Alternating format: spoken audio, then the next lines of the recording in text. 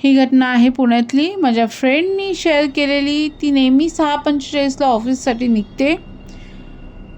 त्यावेळी बस स्टॉपवर तिला नेहमी एक माणूस दिसायचा. पहिल्यांदा तिला असं वाटलं की हा नेहमीचा पॅसेंजर असेल, कारण सेम वेळी ती त्याला बघायची. साधारण गेले 1 महिना ती त्याला पाहत होती. त्याचं वर्णन असं होतं की साधारण 40-45 वयाचा व्यक्ती, जो पांढरा शर्ट घालतो आणि हातात काळी पिशवी असते.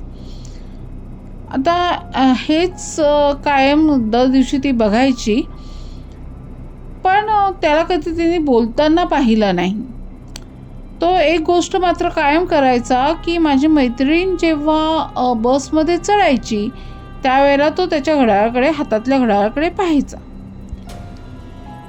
त्यामुळं माझ्या मैत्रिणीने एक दिवशी थांबून क्युरिओसिटीने त्याला विचारलं की तुम्ही इथे नेहमी थांबता, मग तुम्ही बस का पकडत नाही?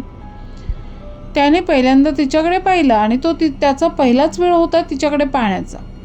त्यावेळेला माझ्या मैत्रिणीने नोटीस केलं की त्याचा चेहरा खूप थकलेला आहे. तो म्हणाला, मी थांबत नाही, तू थांबतीयस. यावर ती गोंधळली आणि तिने विचारलं, काय काय म्हणाला? त्यावर त्याने शांतपणे विचारलं, आज तारीख किती आहे? माझ्या मैत्रिणीने सांगितलं 3 डिसेंबर. तेव्हा तो हळूच हसला आणि मग म्हणाला की मग ठीक आहे, अजून वेळ आहे. त्याच दिवशी संध्याकाळी ऑफिसमधून परतताना बस स्टॉपवर तिने लोकांची गर्दी पाहिली. भिंतीवर एक जुनं पोस्टर लागलेलं होतं एका बेपत्ता असलेल्या व्यक्तीचं, आणि पोस्टरवर लिहिलेलं होतं, बस अपघात 3 नोव्हेंबर सकाळी 6:45ची वेळ. एक मृत व्यक्ती, पण अजून ओळख पटलेली नाही आहे. फोटो पाहून माझ्या मैत्रिणीच्या हातातला मोबाईलच पडला, कारण त्या फोटोमध्ये तोच व्यक्ती होता, तेच पांढरं शर्ट आणि तीच काळी पिशवी.